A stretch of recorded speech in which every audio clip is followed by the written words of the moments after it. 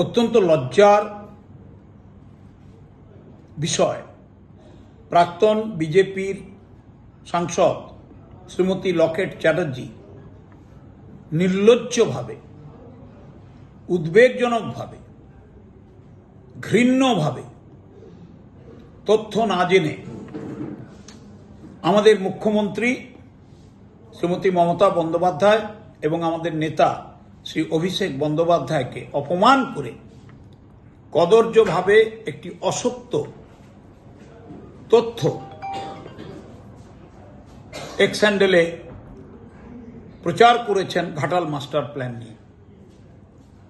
তার জানা দরকার, ভারত সরকার যা বিজেপির নেতৃত্বে চলছে, গত কয়েক বছরে ঘাটাল মাস্টার প্ল্যানের জন্য একটি পয়সাও অনুমোদন করেনি, ধার্য করেনি, বাংলাকে দেয়নি, বাংলা সরকারকে দেয়নি। 2014 সালে ভারতীয় জনতা পার্টির নেতৃত্বে ভারত সরকারের এসেছে। শ্রীমতী লকেট চট্টোপাধ্যায়, আপনিও তো সাংসদ ছিলেন, তো আপনি একদিনের জন্য ঘাটাল মাস্টার প্ল্যানে পয়সা দেওয়ার জন্য ভারত সরকারের কাছে আবেদন করেছেন আপনাদের দলের এমপিদের নিয়ে প্রধানমন্ত্রীর কাছে? করেননি। আপনাদের সভাপতি থেকে শুরু করে সব নেতারা ঘাটালে এসে দাবি করেছিলেন যে ঘাটাল মাস্টার প্ল্যান মঞ্জুর হয়ে যাবে, পয়সা দেওয়া হবে। কোথায় হলো? দিনের পর দিন আমাদের সরকার এবং আমাদের মুখ্যমন্ত্রী তিনি অপেক্ষা করেছেন, তিনি আবেদন করেছেন, তিনি দাবি করেছেন।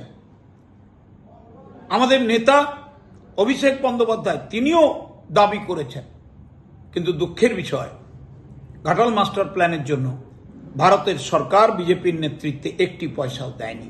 আপনি অসত্য কথা নির্লজ্জভাবে বলেছেন।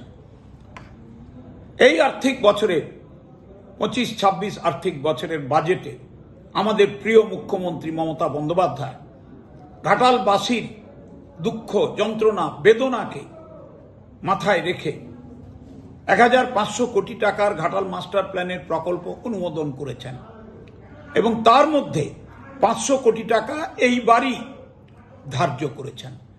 কাজ আমরা শুরু করেছি, কাজ চলছে।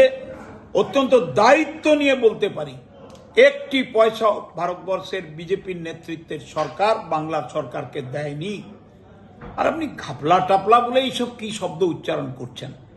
এগুলো তো বাংলার কদর্য ভাষা। এই সব কথা বলে বাংলার সংস্কৃতিকে আপনি অপমানিত করছেন।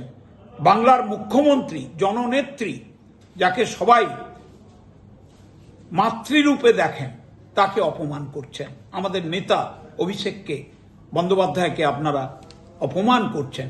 আমি তীব্র ধিক্কার জানাই আপনাদের এই ঘৃণ্য আচরণের জন্য। বাংলা খবর, আপনার রাজনীতি, আপনার আওয়াজ।